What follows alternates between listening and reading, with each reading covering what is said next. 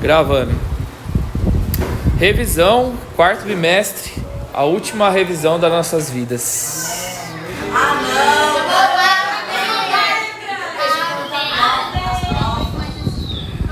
Então nós também.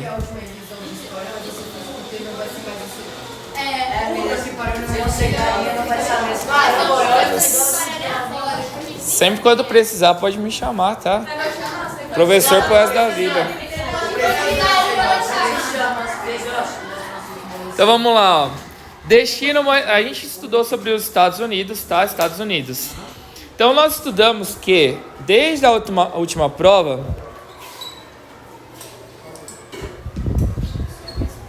não tô entendendo. Aí, agora, tá bom? Não sei.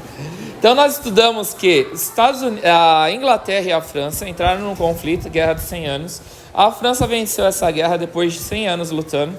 A Inglaterra saiu praticamente arrasada, destruída, quebrada financeiramente.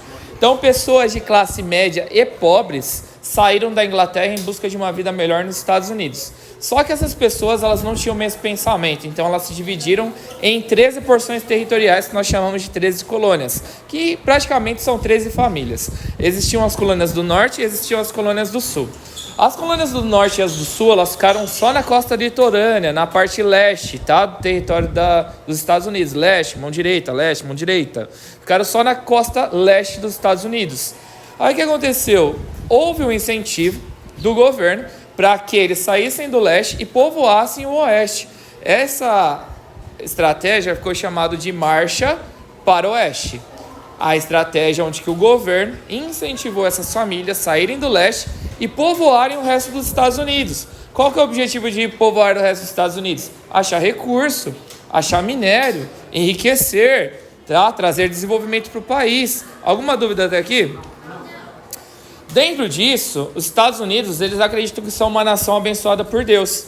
E, no caso, este pensamento, que eles são exclusivos no coraçãozinho de Jesus, acabou criando o lema de Destino Manifesto. Destino Manifesto, então, eles acreditam que são uma nação abençoada por Deus a dominar outros territórios. O Destino Manifesto fez com que eles acabassem ultrapassando terra de indígenas, Sioux, os Apaches, lembra lá, Pocahontas, foram destruídos por conta disso. Pegaram terras do México, o México era para ter o dobro de tamanho, foi dominado pelos Estados Unidos. Pegou terras que a França já estava colonizando. Então, essas invasões, elas são estimuladas, incentivadas por esse chamado divino do Senhor, que é o Destino Manifesto. Até no livro, nos slides, tinha lá uma imagem de um anjo guiando o povo dos Estados Unidos saindo do leste e indo para o oeste. O governador dos Estados Unidos, ele criou uma lei chamada de Homestead Act. O que é o Homestead Act? É uma lei que traz isenção fiscal. O que é isenção fiscal? É você parar de pagar imposto. Então, todas as pessoas que fossem fazer essa marcha para o oeste iriam ganhar porções de terras gratuitas, ia ficar sem pagar imposto do terreno, sem pagar a conta de água, sem pagar a conta de luz. Então, esses incentivos fez com que as pessoas saíssem do oeste e fossem para o leste. Do leste e fosse para o oeste. Por quê? Vai ganhar terra de graça, vai ficar sem pagar imposto. Demorou, já é. Vou ganhar terra de graça e ainda posso achar ouro, além disso. Então, essa política fez com que muitos acabassem se estimulando a realizar essa marcha para o oeste. Política de defesa. Nós aprendemos aí sobre duas políticas de defesa que acabaram norteando, incentivando, moldando os Estados Unidos.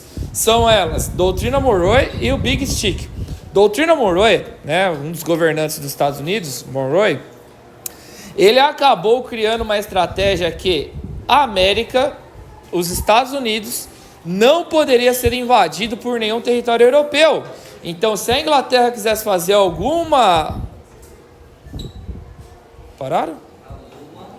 Então, se a Inglaterra quisesse fazer alguma intervenção nos Estados Unidos, eles iam pegar a tropa dos exércitos e derrubar a Inglaterra. Se a França, se Portugal, qualquer nação quisesse intervir, fazer alguma atitude de dominar os Estados Unidos, eles iam reunir os seus exércitos, mesmo pensando diferente entre as colônias, para derrubar essa influência. Então, isso é uma doutrina de defesa. O Big Stick, ele já é mais amplo, a América para os americanos. Então o Big Stick, também chamado de política do grande porrete, fazia intervenções de defesa não somente nos Estados Unidos, mas em todo o continente americano. E essa ideia de defender toda a América era para ganhar aliados, para ganhar amiguinhos, para que as outras nações ajudassem os Estados Unidos. Eu ajudo você, você me ajuda, a gente cresce junto. Esse era o pensamento, América para os americanos, defender os amiguinhos americanos de outras nações. Dúvidas? E isso acabou gerando a Guerra Hispano-Americana. Desculpa, tá? Devia ter subido ali o tópico. Isso acabou gerando a Guerra Hispano-Americana. Porto Rico, tá? Cuba eram dominados pela Espanha. Os Estados Unidos, então, ele ajudou os cubanos e ajudou os porto-riquenhos a eliminar todas as tropas espanholas. Assim acaba o processo de colonização em Cuba e em Porto Rico com a ajuda do exército estadunidense. Eles vencem essa batalha contra os espanhóis e declaram a independência dessas duas nações. Isso foi a Guerra Hispano-Americana. Os Estados Unidos, através da política do Big Stick, tirando a influência dos europeus dentro do continente americano. Dúvidas? As 13 colônias, que nem eu falei, eles pensavam de forma diferente, as colônias do norte e as colônias do sul. Isso acabou gerando a Guerra da Secessão, também chamada de Guerra Civil. Guerra Civil é uma guerra entre a própria população. As colônias do norte, que nem eu já falei, era salariado, industrial e mercado interno. As colônias do sul era plantation, latifúndio, agricultura, monocultura, só um tipo de produção. Tinha lá o comércio triangular, trabalho escravo e o foco era exportação. Então as colônias do norte pensavam diferentes das do sul. Ocorreu uma eleição nos Estados Unidos para escolher o primeiro presidente. E no caso, Abraham Lincoln foi escolhido como o primeiro presidente através das eleições, democraticamente falando, e ele fazia parte das colônias do norte. As colônias do sul ficaram com medo do esquema deles quebrar, acabar com esse sistema de plantation, escravidão. Só que o presidente Abraham Lincoln ia deixar eles de boaça lá, tá? De boa, ia deixar eles tranquilão. Só que eles ficaram com medo e fizeram o quê? Se armaram e declararam guerra contra as colônias do norte. Aí as colônias do norte falaram, quer guerra? Então bora pra guerra. Assim surge a Guerra da Secessão, guerra entre as colônias do norte contra as colônias do sul. Abraham Lincoln ele tem uma estratégia de embargo econômico, que é bloquear todo navio que chegasse de importação para abastecer as colônias do sul do comércio triangular e também bloquear todo navio que saísse do sul com direção à Europa para exportação. Então, ninguém vendia nada para as colônias do sul e ninguém conseguia comprar nada das colônias do sul. Isso gerou a falência econômica das colônias. Aí as colônias do sul não tinham mais dinheiro para poder pagar o seu exército, não tinha dinheiro mais para alimentação, não tinha mais dinheiro para comprar arma, e isso levou a um esgotamento econômico e uma falência, a crise das colônias do sul. E ficou fácil então para as colônias do norte dominar geral e vencerem essa batalha da Guerra da Secessão. E o sistema das colônias do norte foi estabelecido agora por todos os Estados Unidos. Indústria, salário e fim da escravidão. Dúvidas? Próximo. Depois do fim da escravidão, ainda continuam alguns grupos que perseguiam os pretos africanos.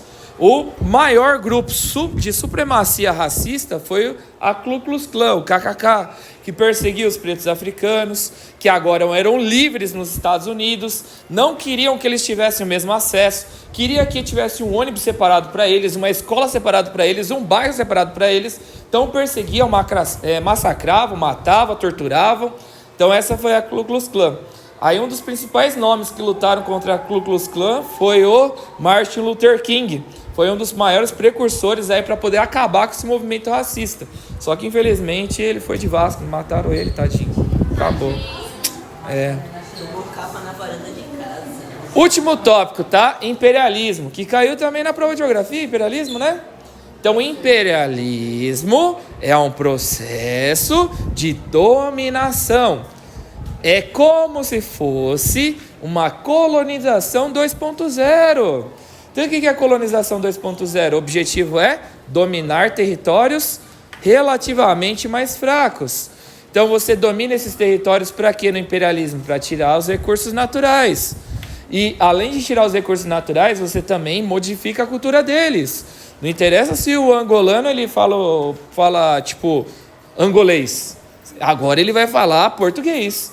Não interessa se, tipo, o Moçambique, sei lá, tipo, África do Sul. Não interessa se a África do Sul fala África do Sul-zanês. Agora eles vão falar inglês, porque a Inglaterra está dominando o território.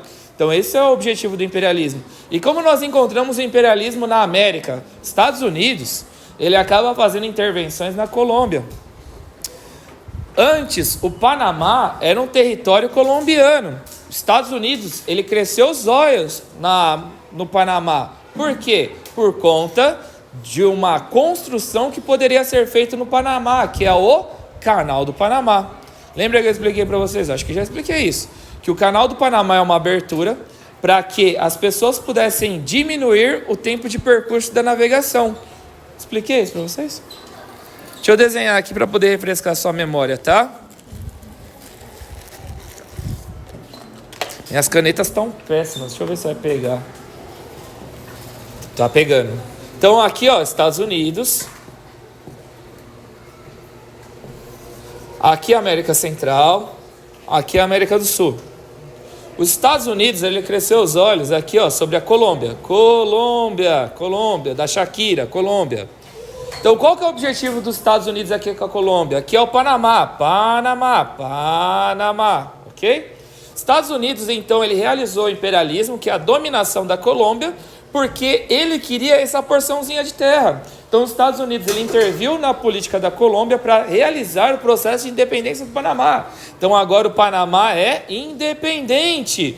E agora o que os Estados Unidos ele faz? Ele investe financeiramente para construir um canal, uma abertura, para que os seus navios lá de Nova York não precisem mais fazer isso para poder chegar aqui em LA, Los Angeles. Porque aqui é muito difícil, muito perigoso, muito gelado, temperatura muito baixa. Então agora a embarcação ela só faz isso para poder chegar até aqui em Los Angeles. Então essa é a importância do Canal do Panamá e da intervenção dos Estados Unidos na Colômbia. Dúvidas? Não. Finalizando aqui a revisão, então. A guerra hispano-americana? Sim, a independência de Cuba e de Porto Rico. Então, finalizando nosso último vídeo de revisão das nossas vidas todinhas. A menos que você queira ficar de recuperação, daí você vai ter que assistir de novo. Para, que graça. Então, lembrando, faz lá o resumo a ser entregue na terça-feira, que é a nossa prova.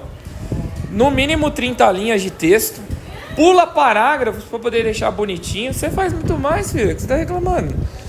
Cada tópico pode fazer a lápis, mas os tópicos faz a caneta. Se for fazer tudo de caneta, usa uma caneta diferente para fazer o tópico.